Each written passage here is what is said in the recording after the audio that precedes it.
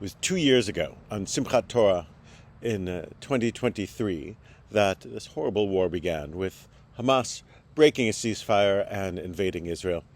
And God willing, it may be on Simchat Torah Shmini Atzeret in 2025 that this war, or maybe just this phase of the war, can come to an end with the release of those who were taken hostage on that day, and end to the fighting, a pause in the fighting. I don't, skeptical on whether or not Hamas will give up its deeply held desire to eliminate its neighbor, but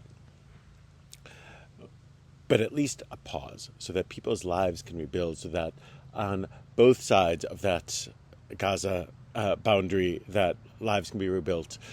It is Zman Simchatenu in the Jewish tradition, which is to say it is Sukkot.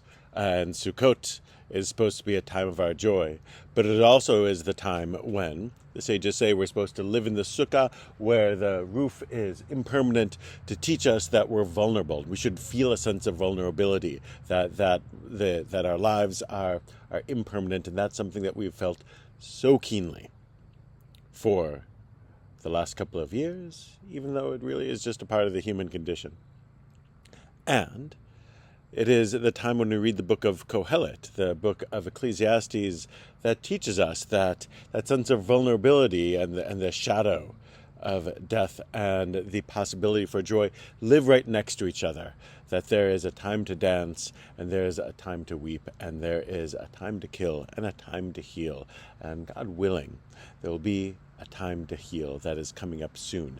Even the structure of these end days of the holiday season of Shmini Atzeret, when we say Yizkor, and remember those who we have loved and who have died, is right next to Simchat Torah, when, after reading of the death of Moshe, we turn to the beginning and think of starting over again. And after such a long time of killing, I know there are those who can't start over again.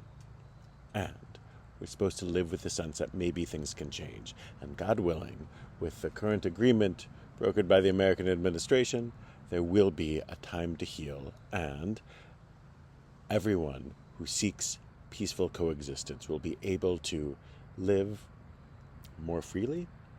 Maybe they'll be able to create a better future for the entire region. It should be a time to heal. Everyone is exhausted. God willing, we'll build a more peaceful future, and it shows that we can live with hope. And please, please, God, the hostages will be released, return to their families, and we'll be able to have a real Simchat Torah at last. Shabbat Shalom, Moedim L'Simcha.